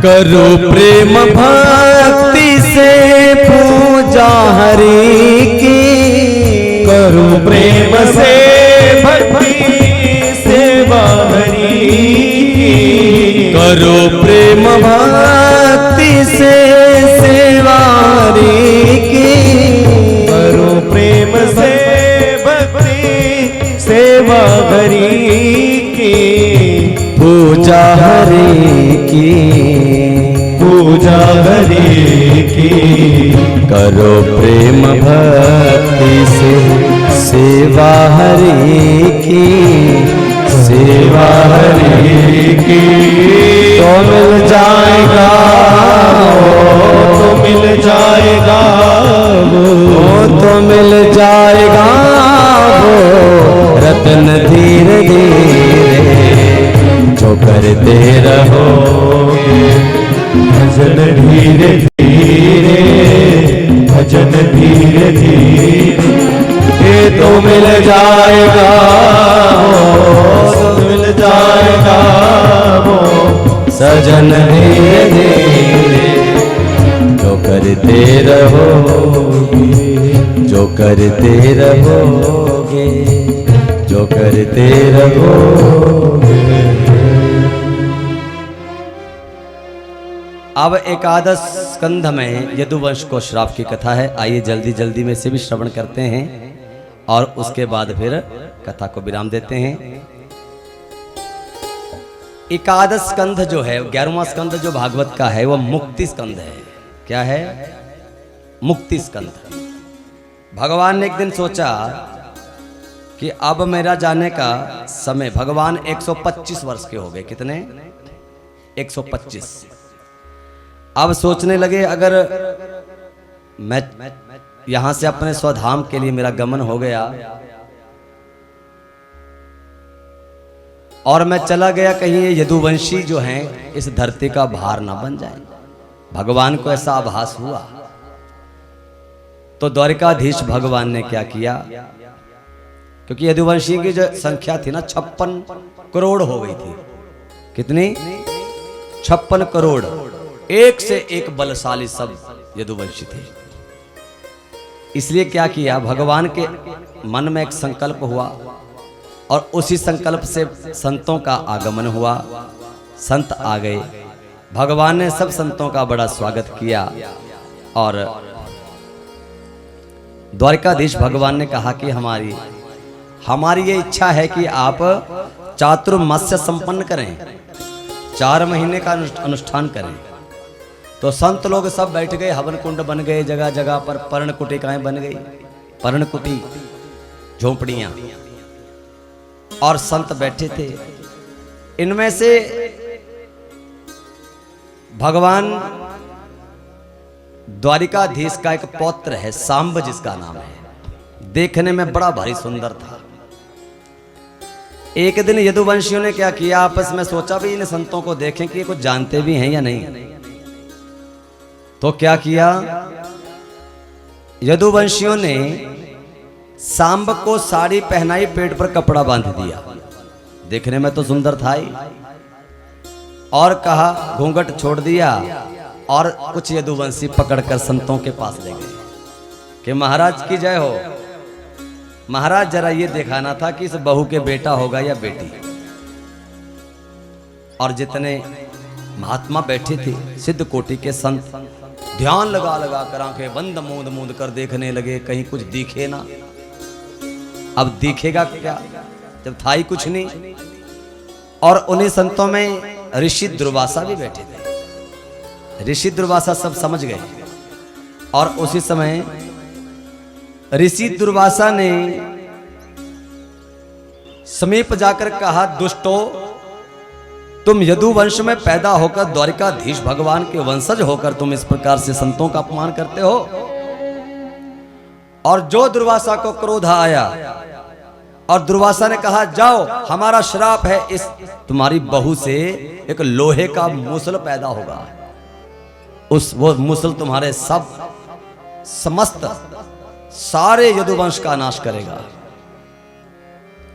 और जब सुना तो भागे, दौड़े, उद्धव जी के पास गए। उद्धव ने कहा, मूर्खो, तुमने ऐसा क्यों किया? संत का अपमान कभी भी सस्ते में नहीं निपटता, ये तुम्हें बड़ा महंगा पड़ेगा। मूसल लेके पहुंच गए समुद्र के किनारे, वहां उसको घिसने लगे, समाप्त करने लगे। सारा घिस दिया, चूर्ण बना दिया, एक टुकड़ा बचा, उस टुकड़े को समुद्र के भीतर फेंक दिया। वो एक मछली ने निगल लिया। मछली को मछुआरे ने पकड़ लिया, और जो चूर्ण समुद्र के किनारे घिसा था उसको दूर दूर तक जाकर एक तीखी घास के रूप में परिणत हो गया। एरक नामक की घास, ये जहरीली घास होती है, और पैदा हो गई दूर दूर तक समुद्र के किनारे। मछली को पकड़ा एक मछुआरे ने, पेट फाड़ कर देखा तो एक तीखा लोहे का टुकड़ा निकला। उसने एक शिकारी को दे दिया। ध्यान से सुनना। अब यदुवंशियों में शराब तो मिल ही गया था, और महाराज यदुवंशियों ने शराब पीना सीख लिया, मदिरा पान करना सीख लिया। और मदिरा पान करके फिर आपको पता ही है, शराब, राब कहते हैं शोर को। शराब पीकर तो शोर ही होता है। जो रावण था, रावण का नाम रावण क्यों था? क्योंकि जब वो पैदा हुआ तो उसने बड़ा भारी राब किया, रोया बड़ा भारी, चिल्लाया, भयंकर, कानों में चुभने वाली आवाज। इसलिए शराब को भी शराब इसलिए कहा जाता है क्योंकि शराबी जब चीखता है तो मात्र कर्ण प्रिय नहीं होती, वो चीखो कानों को चुभने वाली होती है। इसलिए शराब पीना सीख लिया। शराब पी ली तो आपस में झगड़ना भी शुरू हो गया। झगड़ते झगड़ते दो गुट बन गए, पक्ष और विपक्ष। और एक दिन वो झगड़ा इतना बढ़ गया कि यदुवंशी आपस में भिड़ गए और महासंग्राम में बदल गए। लड़ते लड़ते समुद्र के किनारे आए, और जो घास थी, लोहे की तीखी घास जो उस चूर्ण से पैदा हुई थी, उसको उखाड़ उखाड़ कर एक दूसरे को मारने लगे। और जहरीली घास से यदुवंशियों का नाश होने लगा, मरने लगे। और सारे के सारे यदुवंशी जिनको वो घास लगी, उस घास से सब के सब मारे गए। अब बच्चे कृष्ण भगवान, अब भगवान कृष्ण प्रभास क्षेत्र में बैठे हैं। सब लीलाओं को पूर्ण करके, धर्म की स्थापना करके अब स्वधाम जाना चाहते हैं। प्रभास क्षेत्र में बैठे हैं, और थोड़ी सी आहट भगवान की हुई, चरणों की आहट हुई। और जिस शिकारी ने वो टुकड़ा अपने बाण पर लगाया था, उसने सोचा कि कोई मृग है, और जो बाण चलाया जाकर भगवान द्वारिकाधीश के चरणों में, पैरों में लगा। जब शिकारी ने देखा और आकर गिड़गिड़ाने लगा, क्षमा मांगने लगा, प्रभु ये महा अनर्थ हो गया, मुझे नहीं था पता कि आप बैठे हैं, मुझे नहीं था पता कि आप लोग बैठे हैं। तो भगवान द्वारिकाधीश ने उस शिकारी को अपने उठाया और अपने हृदय से लगाया और कहा, व्याध तुम्हारी ये इसमें तुम्हारा कोई दोष नहीं है, क्योंकि जैसी करनी वैसी भरनी। चाहे कोई राजा है, चाहे रंक है, फकीर है, कोई भी है। मैंने तुम्हारे साथ गलत किया था, आज बदला पूरा हुआ। प्रभु क्या गलत किया था? कि पूर्व जन्म में त्रेता में मैं राम था और तुम बाली थे। मैंने तुम्हें पेड़ के पीछे छुपकर बाण मारा था और आज छुपकर तुम्हारा बाण छूटा और मुझे लगा आज ये हमारा कर्मों का बंधन भी खुल गया। क्योंकि भगवान धरती पर आते हैं तो भगवान भी कर्म करते हैं और कर्म वही करते हैं जिनको फिर वो भोग कर जाते हैं। राम जी 14 वर्षों तक जंगल में रहे, वन में रहे, भटकते रहे, पत्नी की खोज में रहे, कितने कष्ट सहने पड़े और भगवान ने स्वधाम गमन किया। बोलिए गोविंद भगवान की जय हो। और इस प्रकार से आइए अब दत्तात्रेय के 24 गुरुओं की कथा आती है। दत्तात्रेय जी ने 24 गुरु बनाए और दत्तात्रेय जी ने 24 गुरु धारण किए। उन्होंने मधुमक्खी को गुरु बनाया, इस धरती को गुरु बनाया, सूर्य को गुरु बनाया,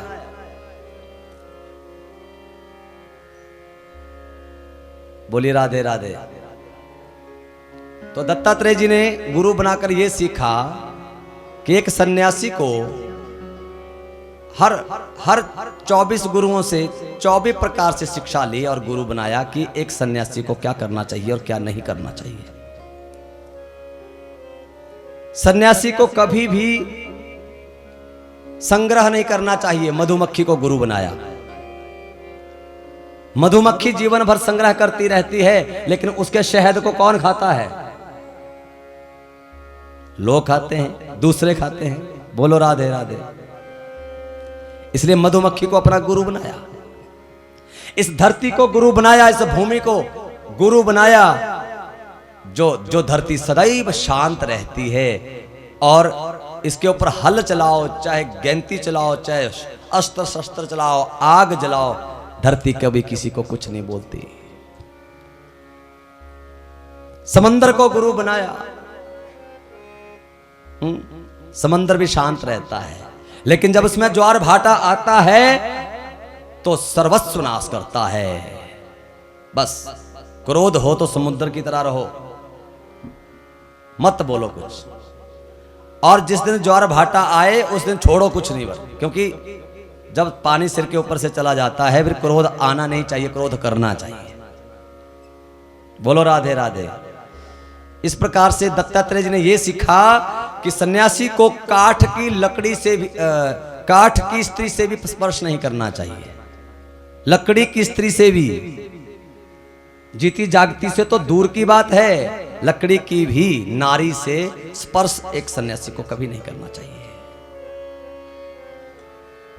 क्योंकि हाथी, इसके लिए उसने किसको गुरु बनाया? हाथी को गुरु बनाया।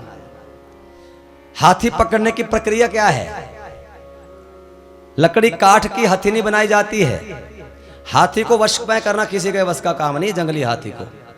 लेकिन लकड़ी काठ की हाथेली बनाई जाती है। एक बड़ा भारी खड्डा खोदा जाता है, उसके ऊपर घास डाला जाता है और लकड़ी की हथेली दिखाई जाती है। और कामना वश, वासना वश जो है हाथी वासना में मदमस्त होकर जो है दौड़ पड़ता है, लकड़ी की हथनी को देखकर दौड़ता है और खड्डे में गिर जाता है। और इस प्रकार से 24 गुरुओं की विविध प्रकार से वर्णन भागवत जी में है। तो इसके बाद 12वें स्कंद में प्रवेश करते ही अब 7 दिन पूरे हुए। जब 7 दिन पूरे हो गए तो राजा परीक्षित ने सुखदेव जी ने पूछा कि हे परीक्षित, कुछ और पूछना चाहते हो? अब क्या जानना चाहते हो? तो राजा परीक्षित ने कहा, महाराज अब हमने भगवान की दिव्य कथाएं सुन ली हैं, अब मृत्यु आएगी और हम मरेंगे। अरे अभी भी तुम ऐसा कह रहे हो कि मैं मरूंगा।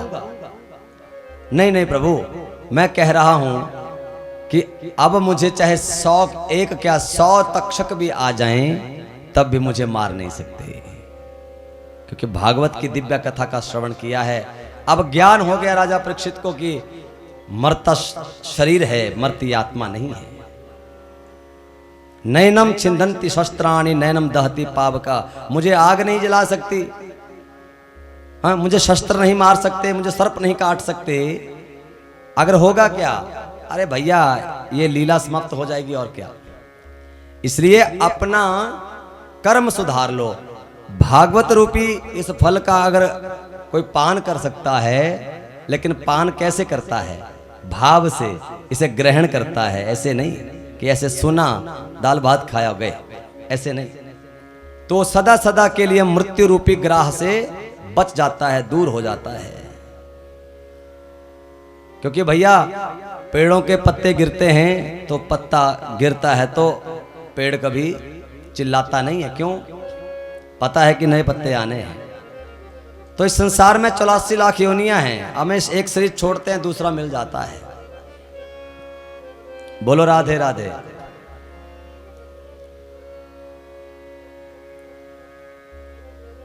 जालंधर का जब वध हुआ तो वृंदा जब बहुत रोने लगी तो भगवान ने कहा, वृंदा तुम किसके लिए रो रही हो? अपने पति के लिए। तुम्हारा पति, तुम पति के लिए रो रही हो। अगर तुम अपने पति के शरीर के लिए रो रही हो तो गिरा है तुम्हारे पति का शरीर, देख लो, ले लो। अगर तुम अपने पति को शरीर समझती थी तो वो तुम्हारा पति है। अगर तुम अपने पति को आत्मा समझती थी तो तुम्हारा पति तो मरा नहीं है, आत्मा मरती नहीं है। बोलो राधे राधे। तो इसलिए भगवान की कथा तो ये कथा का अमृत है, भगवान का स्वयं नाम भी अमृत है।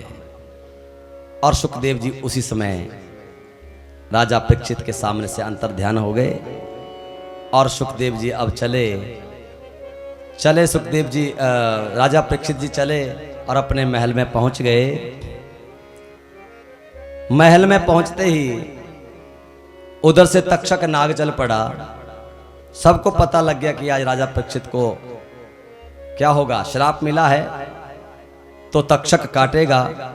तक्षक ने ब्राह्मण का रूप बनाया, एक 2-4 ब्राह्मण नाग और साथ में लिए ब्राह्मण के रूप में। एक कश्यप नाम का ब्राह्मण था, वो ब्राह्मण जो है बहुत तपस्वी था, तो वो राजा को बचाने के लिए चला। रास्ते में तक्षक नाग से भेंट हुई और तक्षक नाग ने पूछा, तुम कौन हो भाई? उसने कहा, महाराज मैं कश्यप नाम का ब्राह्मण हूं, राजा परीक्षित को तक्षक नाग से बचाने जा रहा हूं। तो तक्षक ब्राह्मण बने तक्षक नाग ने कहा कि तुम कैसे बचाओगे भैया, मैं ही वो नाग हूं। तो ब्राह्मण ने कहा, तुम बताओ तुम कैसे राजा परीक्षित को मारोगे? बोलो राधे राधे। तुम कैसे मारोगे? तो तक्षक ने उसी समय फुंकार भरी। सैकड़ों वर्ष पुराना बरगद का वृक्ष था, पेड़ था, वो राख कर दिया। लेकिन कश्यप ब्राह्मण ने भी उसी समय, बोलो राधे राधे, कश्यप ब्राह्मण ने उसी समय जल लिया, पानी के छींटे दिए और उसी समय वृक्ष हरा भरा हो गया। तक्षक ने सोचा कि ब्राह्मण खतरनाक है, तो क्या तुम्हें मिलेगा क्या? मुझे धन में देंगे राजा, तुम्हें दुगना दूंगा, 4 गुना दूंगा, लौट जाओ वापस। और कश्यप ब्राह्मण को लौटा दिया और जाकर तक्षक ने राजा परीक्षित को क्या किया? डंक लगाया। शरीर को राजा परीक्षित ने आज त्याग दिया है, पर आत्मा तो परमात्मा में विलीन हो गई थी। राजा परीक्षित को मोक्ष हुआ और इस प्रकार से राजा को, परीक्षित को मोक्ष की प्राप्ति हुई। अब आइए 12वें स्कंद में कली धर्म के बारे में बताया गया है। इसका 2 मिनट के लिए श्रवण कर लीजिए, ध्यान से सुनना आप लोगों ने। अब जैसे ही भगवान का गमन स्वधाम के लिए हुआ, वैकुंठ के लिए हुआ, तो कलयुग के कलुषित प्राणियों के कल्याण की कामना से भगवान श्री कृष्ण चंद्र शब्द विग्रह में भागवत में विराजमान हो गए। भगवान के अंतर्हित होते ही कलयुग ने पैर जमाना शुरू कर दिया। अब 6 अध्यायों में कली धर्म का वर्णन है। अब ध्यान से सुनना जो भागवत में द्वापर के अंत में लिखा। तो जब घोर कलयुग आएगा तो क्या होगा? पहले के समय में विवाह संस्कार होते थे, माता पिता अपने बेटी का कन्यादान करते थे ना। लेकिन जब घोर कलयुग आएगा तो क्या होगा?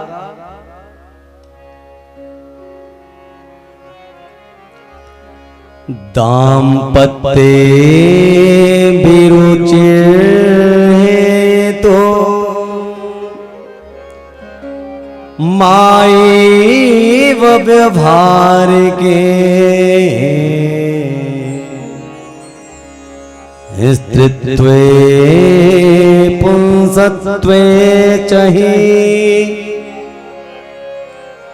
रतिरविप्रत्वे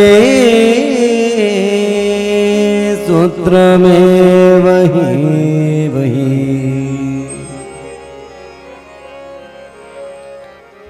विवाह का स्वरूप कैसा होगा? जिसे पसंद कर लिया, दाम्पत्य अभिरुचिर हेतुरमाईव, जिसने जिसे पसंद कर लिया विवाह हो गया। क्या होगा? जैसा पहाड़ों में ना मेला लगता है, मेले में जिसने जिसको पसंद कर लिया विवाह संपन्न हुआ। कुछ भी नहीं, कोई टिक्कू नहीं, कोई बिंदु नहीं, कोई मंत्र नहीं, कोई तंत्र, कोई घर वाले नहीं, कोई माता पिता नहीं। तो ऐसा घोर कलयुग आएगा और उसका प्रारंभ हो चुका है। और विप्रत्वम सूत्र में वही ब्राह्मण कैसे हो जाएंगे? अगर जनेऊ उसके देखो जनेऊ टंगा है, ये ब्राह्मण है, और उसके गोत्र का पता नहीं, प्रवर का पता नहीं, वेद का पता नहीं, शाखा का पता नहीं, पंडित जी हैं, वो चाहे कोई भी है, किसी भी वर्ण का आ गया है कहीं जनेऊ धारण करके, तो ऐसे ब्राह्मण हो जाएंगे। ठीक है ना? और क्या कहा गया? बड़े बड़े डकैत जो है सत्ता का भार, सत्ता को संभालेंगे, सत्ता के अधिकारी बनेंगे। बड़े बड़े डकैत जो दिन रात जो है गरीबों को लूटते रहेंगे, दिन रात लूटने में लगे रहेंगे। और जब धरा पर कलिकाल आ जाएगा तब भगवान का कलयुग में भी अवतार होगा।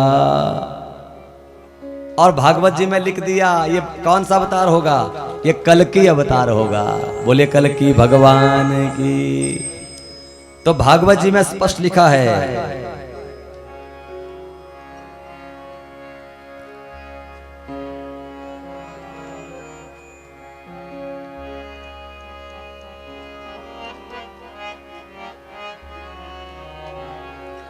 संभल ग्राम मुख्यस्य ब्राह्मणस्य महात्मना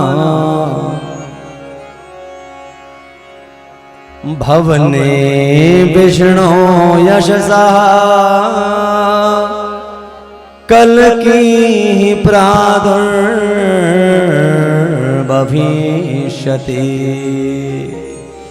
और कहाँ ये जन्म होगा? उत्तर प्रदेश के मुरादाबाद जिले में। और संभल नामक तहसील में एक ब्राह्मण होंगे, नाम होगा उनका विष्णु यश।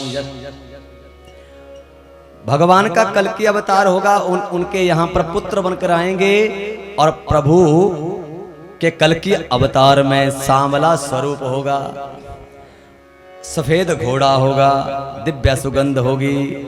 और दुष्टों का संहार करके भगवान पुनः धर्म की स्थापना इस भूमंडल पर करेंगे। पर होगा कब? जब कलयुग रह जाएगा 800 वर्ष का। अभी कलयुग की आयु हुई लगभग 5100 वर्ष। कितनी?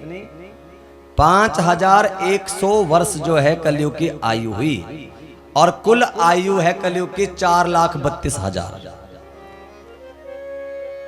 और जब मात्र 800 साल का कलयुग रह जाएगा तब अवतार भगवान का कल की अवतार होगा। अरे भाइयों, हम प्रिय बंधुओं, हम जो है बहुत अच्छे हैं। आज के समय में हमें भोजन मिल रहा है, भगवान का भजन मिल रहा है, गाड़ी है, घर है, सब कुछ है, अभी शांति है। आतंकवाद है और आतंकवाद को नाश करने वाले भी लगे हुए हैं। ठीक है ना? ये जहां से पाकिस्तान से ये आतंक फैल रहा है, उनका खात्मा करने के लिए भी हमारे प्रधानमंत्री जी ने बड़े बड़े जापान से रफाल जैसे बड़े बड़े लड़ाकू विमान मंगवा रखे हैं। और जो गेड़ा दिया हुआ आजकल पाकिस्तान में कोई छोटा मोटा काम थोड़ी है। तो लेकिन जब घोर कलयुग आएगा तो घोर कलयुग में भैया बहुत बुरा हाल होने वाला है। धर्म नहीं रहेगा, धर्म कर्म का नाश हो जाएगा, तब भगवान का अवतार होगा। बोलिए गोविंद भगवान की। अब महाराज राजा परीक्षित का भी मोक्ष हो गया, सुखदेव जी भी चले गए। अब भागवत जी के अंतिम श्लोक का उच्चारण करते हुए आइए इस परम पावन पवित्र कथा को हम विराम देते हैं। और बहुत बहुत बधाई और शुभकामनाएं हम अपने परिवार को, इस यजमान परिवार को देते हैं कि इनकी कमाई 2 गुनी, 4 गुनी, 1000 गुना, लाखों गुना हो जाए। और इसी प्रकार से भगवान के ऊपर, ये धर्म कर्म के ऊपर अपना ऐसे ही धन लुटाते रहें और इनका उत्तरोत्तर ये धन बढ़ता रहे। और जो भी कथा श्रवण के लिए रिश्तेदार संबंधी जन सब आए हैं, सबको बहुत बहुत हमारी ओर से आशीर्वाद और बहुत बहुत भागवत की ओर से आशीर्वाद, शुभकामनाएं और बधाई रहें। अब अपना मेरुदंड सीधा करके बैठ जाइए और हमारे साथ भागवत जी का अंतिम श्लोक का उच्चारण सब लोग करेंगे। एक बार मैं बोलूंगा, एक बार आप बोलेंगे।